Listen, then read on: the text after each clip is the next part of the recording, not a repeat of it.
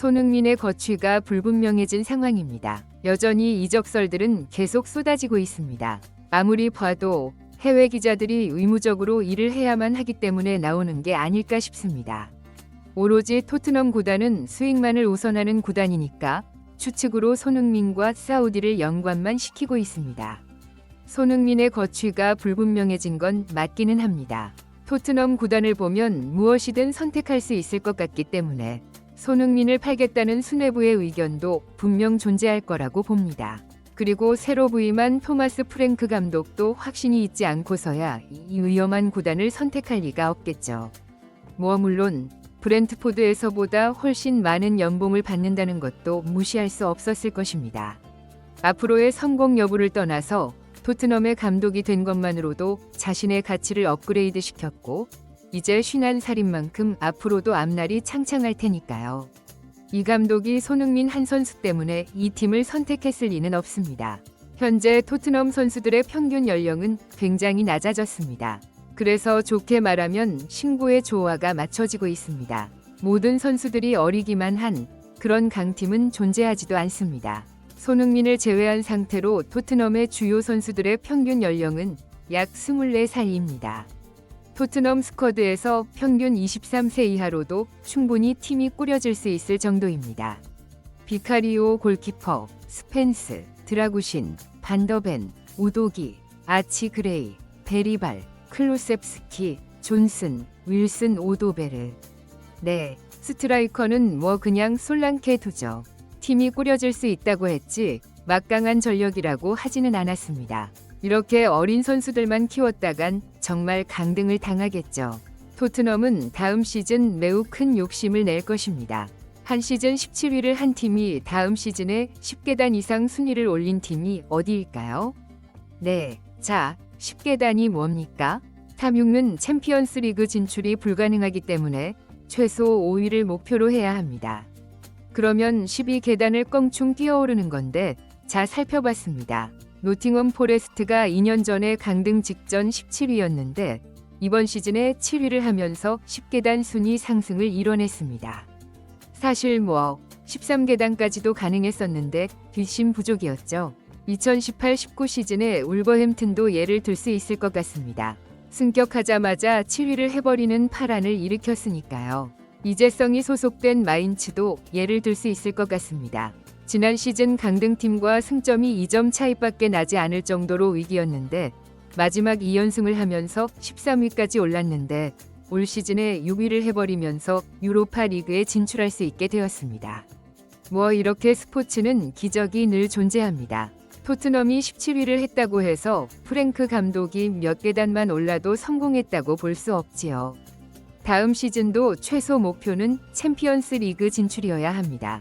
토트넘이 17위로 추락을 했지만 선수들은 다 이유가 있었다고 하면서 리그 순위는 잊으려고 하고 있고 유로파 리그 우승만을 기억하고 있습니다. 하지만 토트넘 과거 감독이었던 레드넵은 쓴소리를 내뱉고 있더라고요. 17위를 기록한 건 납득 불가고 분명 감독에게 문제가 있는 건데 선수들이 마치 연기하듯 감싸고 있다면서요. 자, 근데 토트넘이 17위를 한 게 그렇게 충격적인지는 저는 잘 모르겠습니다. 한 시즌을 집중적으로 봤을 때지 엔지 감독이 말은 리그도 중요하다고 했지만 그때마다 출전하는 선수들이 베스트 멤버의 레벨과 차이가 많이 있었고 수비 조직력이 형편없었기 때문에 일어난 일이었습니다.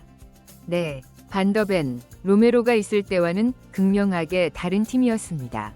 단지 엔지 감독은 고집을 부렸다는 게 문제였죠. 전력이 떨어지고 선수들의 스타일이 달라졌다면 그에 맞게 전술의 변화를 줘야 하는데 킥만 좋은 수비수를 패스 감각 뛰어나고 조율도 되는 랭킹 1위 국가의 주전 센터백과 똑같이 뛰게 하려고 했으니까 말 다 했죠. 이제 나이까지 꽤 있는 저가형 멀티포지션 선수와 매우 젊은 멀티포지션 선수를 유럽 축구에서 가장 빠른 왼발 센터백 선수가 출전할 때 똑같이 전술을 구사하려고 하니까 이 지경이 된 겁니다. 토트넘 구단은 그래서 유연한 감독을 모셔왔습니다. 이 또한 다 시행착오였습니다. 토트넘은 포체티노 시절부터가 기준인데 공격 전술보다 명장이 중요하다고 해서 포체티노를 경질시키고 수비 전술에 명장 무리뉴 감독을 영입했고, 명장보다 상대적 성과를 내는 효율을 구사하는 감독을 데려왔고, 아니다. 명장이면서 효율까지 구사하는 감독을 데려왔고, 아니다. 그냥 공격 전술이 맞는 것 같다 해서 명장인 척하는 뜬금없는 감독을 데려왔고, 그것도 아니다. 공격 전술을 기반으로 하면서 유연한 선수 관리까지 되는 상대적 성과를 낸 토마스 프랭크 감독을 데려온 것입니다. 구단은 시행착오를 많이 겪었습니다. 7년의 흐름 동안을 보면 납득은 가는 선택입니다. 이렇게 어수선한 토트넘에 부임한 프랭크 감독의 확신은 어떤 것일까요? 그의 구상에 손흥민은 꼭 필요하며 손흥민이 그대로 캡틴으로 남아줘야 하는 게 중요하다고 생각할지를 모르는 상황입니다. 브렌트포드와 다르게 토트넘 구단은 단번에 성과를 내야 하는 구단입니다. 갑자기 더 강력한 리빌딩을 할 수가 없습니다. 유로파리그 우승을 해도 감독을 경질하는 구단이잖아요. 이미 선수들은 동요 상태입니다. 믿고 따랐고 성과도 낸 감독을 잘라버렸으니까요. 손흥민 입장에서는 구단에 질릴 수도 있습니다. 사실 그게 맞죠. 손흥민 스스로 이 구단이 질려서 떠나고 싶어야 할 것 같은데 매스컴을 통해서도 모범적이며 갈등을 유발하고 있지 않습니다. 프랭크 감독이 선수들도 동요할 수 있는 상황에서 유연한 감독이라는 분이 갑자기 대변화를 일으키는 모험을 할 리는 없을 거라고 봅니다. 그래서 신뢰도 높은 분석에 따르면 손흥민의 이적은 아예 고민도 하지 않고 무조건 잔류를 전제로 하고 있었습니다. 손흥민에 대한 직접적인 질문이 있기도 전에 프랭크 감독이 손흥민에게 기대가 클 것이라고 합니다. 지난 시즌은 너무 지나치게 왼쪽 구석에 위치하는 감독의 전술 때문에 최고의 모습을 볼 수 없었다. 손흥민이 더 중앙으로 들어와서 뛰는 걸 보고 싶고 프랭크 감독이 그걸 요구할 수도 있다. 라고 말이죠. 그러면서 가상으로 감독이 이렇게 말하는 그림을 그렸습니다. 손이, 나는 네가 최고의 선수고 내가 신경 써야 할 건 그저 너에게서 최고를 끌어내는 거니까. 그 외에는 신경 쓰지 마라. 라고 하면서 손흥민 포지션의 변화가 기대된다고 했습니다. 이미 프랭크 감독의 전술과 손흥민은 매우 잘 맞는다는 분석이 지배적입니다. 단지 구단의 의사와 프랭크 감독의 입장인 건데 이렇게 신뢰도 높은 분석을 들어봐도 다음 시즌은 손흥민에게 가장 적합하면서 프랭크 감독도 손흥민을 살라처럼 활용할 가능성이 충분하다고 봅니다. 그렇다면 우리도 기대해 볼 수 있는 거 아니겠습니까? 손흥민의 대활약 말이죠. 손흥민이 기량이 떨어져서가 아니라 손흥민에게 맞는 전술이 되면서 손흥민도 잘하고 팀도 성과를 낸다면 팬들이 응원을 안 할 이유는 없죠. 어차피 이 상황에서 프랭크 감독이 캡틴을 바꾼다? 솔직히 그것도 떠날 수밖에 없는 명분이죠. 네, 진짜 요리스 골 날 것 같습니다. 손흥민이 주장으로 팀을 이끌 확률은 더 높다고 봐야 할 것 같습니다.